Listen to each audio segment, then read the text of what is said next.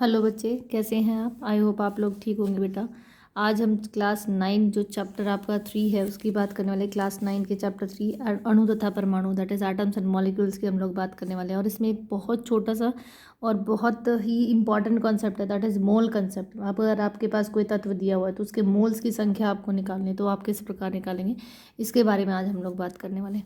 अभी तक बेटा अगर आपने मेरे चैनल को सब्सक्राइब नहीं किया है तो आप नीचे दिए हुए लिंक पर क्लिक करके मेरे चैनल को सब्सक्राइब कर सकते हैं। और आज की बात करते हैं, ठीक। तो do like share and subscribe my channel. चलिए, तो आज की बात करते हैं बच्चे, मोल कंसेप्ट की बात करते हैं। मोल कंसेप्ट क्या होता है बच्चे? मोल कंसेप्ट की बात करें, पहले हम क्या सीख रहे हैं बेटा? नंबर ऑफ मोल्स निकालना, मतलब मोल्स की संख्या निकालना हम लोग सीख रहे हैं। मोल्स की संख्या को हम एन से डिनोट करते हैं। दिया मोल्स की संख्या होती है बच्चे दिया गया द्रव्यमान बटे मोलर मास, ठीक है। क्या होता है? दिया गया द्रव्यमान बटे मोलर मास। दिया गया द्रव्यमान क्या है आपका? स्मॉल एम से डिनोट करते हैं। जो द्रव्यमान आपके पास दिया हुआ है बच्चे वो कितना, उसको हम कैपिटल एम से डिनोट करते हैं। मतलब अगर मैं नंबर ऑफ मोल्स की संख्या मैं बोलूँ तो क्या हो जाएगी? गिवन मास अपॉन में मोलर मास, ठीक है। मतलब दिया गया द्रव्यमान स्मॉल एम और मोलर द्रव्यमान, जो उस तत्व का मोलर द्रव्यमान है उसको हम कैपिटल एम से डिनोट करेंगे। तो एन की वैल्यू हमारे पास स्मॉल एम बटे कैपिटल एम हो जाएगी। क्या हो जाएगी बेटा? स्मॉल एम बटे कैपिटल एन हो जाएगी। अब एक और ये तो है अगर आपके पास द्रव्यमान गिवन है, क्या है? द्रव्यमान दिया हुआ है तो आप किस प्रकार से मोल्स की संख्या निकाल सकते हैं। दूसरा, अब एक और हमारे पास फॉर्मूला है बेटा which is very important, that is moles की संख्या आप और कैसे निकाल सकते हो। अगर आपके पास कणों की संख्या दी है, क्या दी है? कणों की संख्या दी हुई है, मतलब आपके पास नंबर ऑफ पार्टिकल्स दिए हुए हैं, तो कणों की संख्या आप उसको कैपिटल एन निकालेंगे अगर, और उसको हम डिवाइड कर देंगे उसके एवोगैड्रो नंबर से। दैट इज एवोगैड्रो जो नंबर होता है उसको हम एन नोट से डिनोट करते हैं और जिसकी वैल्यू होती है 6.022 इंटू 10⁻23। ये एवोगैड्रो नंबर होता है जिसकी वैल्यू होती है। अगर आप दिए गए कणों की संख्या को एवोगैड्रो नंबर से डिवाइड कर देते हैं तो भी आपके पास क्या आ जाएगी बेटा? मोल्स की संख्या आ जाएगी। जो दिए गए कणों की संख्या उसको कैपिटल एन से लिखते हैं, एवोगैड्रो नंबर को एन नॉट से, इसको जीरो नहीं रीड करते, एन जीरो नहीं एन नॉट बोलते हैं बेटा। तो आपके पास फॉर्मूला हो जाएगा एन बराबर एन कैपिटल एन बटे एन नॉट, ठीक है। तो यहाँ से दो फॉर्मूले हमारे पास है। एक तो आपके पास अगर मोलर द्रव्यमान, अगर आपके पास द्रव्यमान दिया हुआ है तो आप मोल्स की संख्या निकाल सकते हैं, या आपके पास कणों की संख्या दी हुई है तो आप उसका द्रव्यमान मोल्स की संख्या आप उसके निकाल सकते हैं, ठीक है। तो आपके पास अगर मैं इन दोनों फॉर्मूले को कंबाइन कर दूँ तो मोल्स की संख्या बराबर हो जाएगा गिवन मास, मतलब दिया हुआ द्रव्यमान बटे मोलर मास, और दूसरा दिए हुए कणों की संख्या मतलब नंबर ऑफ पार्टिकल्स जो आपको दिए गए हैं और उनको डिवाइड बाय एवोगैड्रो नंबर। तो इस फॉर्मूले को इस्तेमाल करके हम किसी भी जो तत्व है या पदार्थ है उसकी मोल्स की संख्या निकाल सकते हैं। इसके पहले हम मोल्स की संख्या निकालने से पहले आपको ये पता होना चाहिए कि किस प्रकार से आप मोलर द्रव्यमान निकाल सकते हैं। क्या निकाल सकते हैं? मोलर द्रव्यमान कैसे निकाल सकते हैं, हम उसकी बात करेंगे, ठीक है। तो मोलर द्रव्यमान निकालने के लिए जैसे मैं एग्जाम्पल ले रही हूँ बेटा, यहाँ पर H2SO4 का आपको इसका द्रव्यमान निकालना है, ठीक है। तो पहले आप देखो कौन कौन से यहाँ पर जो परमाणु है वो कौन कौन से, हाइड्रोजन है, सल्फर है और आपके पास ऑक्सीजन है, ठीक है। तो पहले लिखेंगे हम हाइड्रोजन, फिर लिखेंगे सल्फर और फिर लिखेंगे ऑक्सीजन। हाइड्रोजन की संख्या कितनी है? 2, सल्फर की संख्या 1 है, ऑक्सीजन की संख्या 4 है। फिर इनको इनके द्रव्यमान से इनकी गुणा कर देंगे तो आपके पास हाइड्रोजन का द्रव्यमान 1 होता है, सल्फर का जो द्रव्यमान है वो 32 होता है, ऑक्सीजन का हमारे पास कितना होता है बेटा? 16। तो ये 2 एकम 2, 32 एकम 32 हो जाएगा और 16 चौके 64 हो जाएगा। अगर आप इनको प्लस करेंगे तो यू विल गेट 98 ग्राम। कितना आ जाएगा बेटा? 98। इस प्रकार से आप किसी भी जो तत्व है या पदार्थ है उसका क्या निकाल सकते हैं? आप उसका मोलर द्रव्यमान या मतलब उसके द्रव्यमान की संख्या आप निकाल सकते हैं, ठीक है। तो हम बात कर रहे हैं नंबर ऑफ मोल्स निकालना। क्या आप मोल्स की संख्या अगर आपको निकालनी है तो आप कैसे निकालेंगे? जैसे एक छोटा सा प्रश्न है बेटा, 2.2 ग्राम लोहे के हिस्से में 2.2 ग्राम मतलब 2.2 ग्राम आपके पास क्या दिया हुआ? लोहा दिया हुआ, ठीक है, की उपस्थिति में परमाणुओं की संख्या ज्ञात करिए। आपके पास एक क्वेश्चन है यहाँ पर, 2.2 ग्राम लोहे के हिस्से में उपस्थित लोहे के परमाणुओं की संख्या ज्ञात करनी है। आपके पास लोहे का जो परमाणु द्रव्यमान है वो कितना दिया बेटा? 564 दिया हुआ है। कितना दिया बेटा?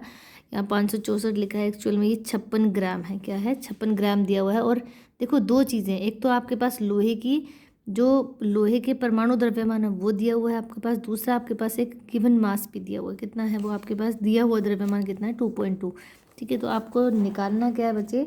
आपको परमाणुओं की संख्या निकालनी है। क्या निकालनी है? परमाणुओं की संख्या। आपके पास दो चीज़ें हैं, गिवन मास कितना है आपके पास दिया हुआ, हम लिखेंगे जो दिया हुआ द्रव्यमान है आपके पास, दिया हुआ द्रव्यमान मतलब गिवन मास, इसको हम बोलते हैं गिवन मास। गिवन मास आपके पास कितना है बच्चे? 2.2 ग्राम है। ठीक है, अब जो मोलर द्रव्यमान है, मोलर जो आपके पास द्रव्यमान है मतलब मोलर मास है, अगर मैं उसकी बात करूं तो वो हमें कितना दिया? 56 ग्राम दिया हुआ। कितना दिया हुआ? 56 ग्राम दिया हुआ है। आपको निकालनी क्या है? परमाणुओं की संख्या। आपको मोल्स की संख्या नहीं निकालनी है, आपको परमाणुओं की संख्या निकालनी है। यहाँ पर आपको निकालनी क्या है? परमाणुओं की संख्या, मतलब आपको निकालना नंबर ऑफ एटम्स। क्या निकालना है आपको? नंबर ऑफ एटम्स आपको निकालने हैं। ठीक है, आपके पास फॉर्मूला क्या था बच्चे? मोल्स की संख्या बराबर आपके पास स्मॉल एम बटे कैपिटल एम, दिया हुआ द्रव्यमान अपॉन मोलर मास, और यहाँ कणों की संख्या अपॉन में एवोगैड्रो नंबर। तो इन दोनों को अगर हम देखें तो हमारे पास ये डेटा गिवन है, ये गिवन है, ये आपको निकालना है, और ये आपको पता है इसकी वैल्यू क्या होती है। ठीक है, तो आपको एन निकालनी थी, कैपिटल एन आपको निकालना था। तो दिया हुआ द्रव्यमान कितना है बेटा? 2.2 है। जो मोलर द्रव्यमान आपका लोहे का दिया वो 56 ग्राम है। ठीक है, और एन की संख्या आपको निकालनी है। एन नॉट आपको पता है 6.022 इंटू 10⁻23 होता है। ठीक है, तो इसको हम लोग क्रॉस मल्टीप्लाई अगर हम कर दें तो एन की संख्या हो जाएगी आपके पास 2.2 इंटू 6.022 इंटू 10⁻23 बटे 56 आपके पास ये हो जाएगा। ठीक है, और अगर आप इसको कैलकुलेट करेंगे तो यू विल गेट 3.011 इंटू 10⁻22। ठीक है, तो इसका मतलब आपके पास कणों की संख्या कितनी आ गई बेटा? 3.011 इंटू 10⁻21। यहाँ तो आपके पास क्या था बेटा? आपको निकालना था क्या? परमाणुओं की संख्या। ठीक है, अगर आपको द्रव्यमान ज्ञात करने के लिए आ जाए, क्या आ जाए?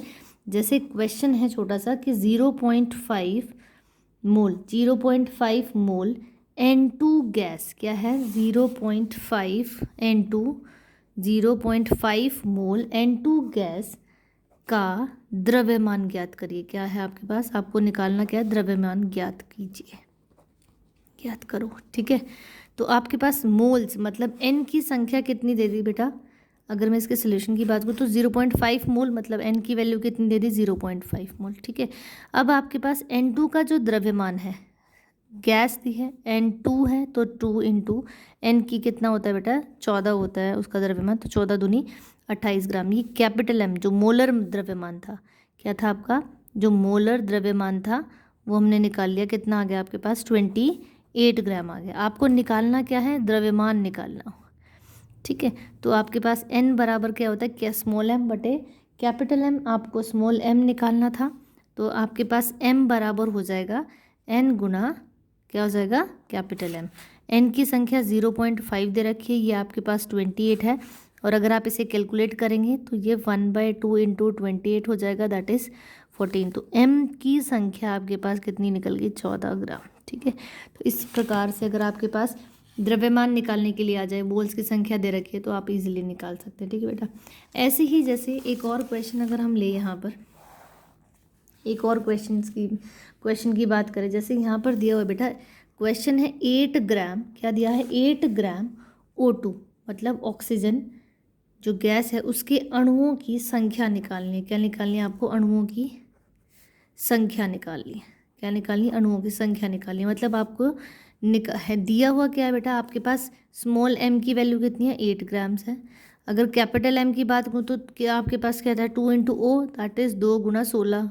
ऑक्सीजन का जो द्रव्यमान होता है वो कितना होता है? 16 होता है, तो 16 दूनी 32 ग्राम हो जाएगा। स्मॉल m और कैपिटल M की वैल्यू आपको पता है। एन नॉट, क्योंकि संख्या निकालनी है तो हमें पता है फॉर्मूला कौन सा लगेगा और उसमें क्या क्या वैल्यूज़ हैं। तो यहाँ एन नॉट की वैल्यू 6.022 इंटू 10, ये स्टैंडर्ड है बेटा, हमेशा सेम रहेगी, कोई चेंज नहीं होता है इसमें। आपको संख्या, अणुओं की संख्या निकालनी थी, मोल्स की संख्या नहीं निकालनी, अणुओं की संख्या निकालनी है। तो आपके पास फॉर्मूला हो जाए capital M upon small m upon capital M into N, और ये एन नॉट आपको ये निकालना है। ठीक है, परमाणुओं की संख्या या अणुओं की संख्या निकालनी है। ठीक है, तो एन की वैल्यू आपके पास क्या हो जाएगी?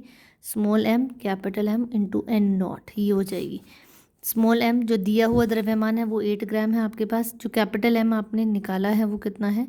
32 है, इंटू 6.022 इंटू 10⁻23। 8 4 8 चौक 32 होते हैं, 4 से इसको काटूंगा तो मैं 4 5 20 0 और 4 5 20 ऐसा कुछ आएगा। मतलब आपके पास अगर हम वैल्यू की बात करें तो 1.505 इंटू 10⁻23 इतनी आ जाएगी। ठीक है, तो इस प्रकार से आप क्या निकाल सकते हैं, अणुओं की संख्या निकाल सकते हैं। आई होप आपको समझ आ रहा होगा बेटा। कुछ क्वेश्चंस आज हमने मोल और मोल कंसेप्ट पर देखे हैं, आगे भी हम लोग ऐसे वीडियोस देखते रहेंगे बच्चे। आप ऐसे ही हम लोग क्वेश्चंस को सॉल्व करते रहेंगे। आई होप आपको समझ आ रहा है। अगर आपने अभी तक मेरे चैनल को सब्सक्राइब नहीं किया बेटा, तो आप नीचे दिए हुए लिंक पर क्लिक करके मेरे चैनल को सब्सक्राइब कर सकते हैं। Please do like and share my channel. Thank you बेटा।